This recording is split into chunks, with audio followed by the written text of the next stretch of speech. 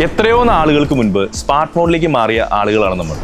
എന്നാൽ ആ ഒരു അപ്ഡേഷൻ നമ്മുടെ പഠനത്തിന്റെ കാര്യത്തിൽ സംഭവിച്ചോ എന്ന് എനിക്ക് സംശയമാണ്. ലോകത്തിലെ ഏറ്റവും മികച്ച യൂണിവേഴ്സിറ്റിയിൽ വേണം നിങ്ങളുടെ പഠനം കംപ്ലീറ്റ് ചെയ്യാൻ എന്ന് ഒരുപാട് നാളുകളായി പറയുന്നു.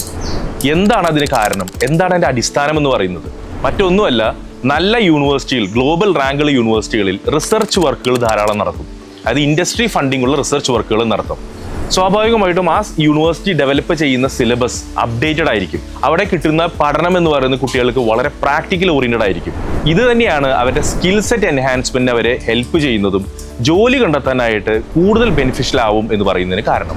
അതായത് ഗ്ലോബൽ റാങ്കിങ്, QSO അല്ലെങ്കിൽ ടൈംസ് ഹയർ എഡ്യൂക്കേഷനോ പോലത്തെ ഏറ്റവും ക്രെഡിബിൾ ആയുള്ള ഒരു റാങ്കിങ് സംവിധാനത്തിൽ നിങ്ങൾ പഠിക്കാൻ പോകുന്ന യൂണിവേഴ്സിറ്റി ഉൾപ്പെട്ടിട്ടുണ്ടെങ്കിൽ അത് ഇന്ത്യയിൽ നിന്നല്ല, ആഫ്രിക്കയിലോ അമേരിക്കയിലോ UK യിലോ എവിടെ ആയിക്കോട്ടെ, നിങ്ങൾക്ക് പഠനത്തിന് ശേഷം ജോലി കണ്ടെത്താൻ ബുദ്ധിമുട്ട് വരില്ല എന്നാണ് അർത്ഥം.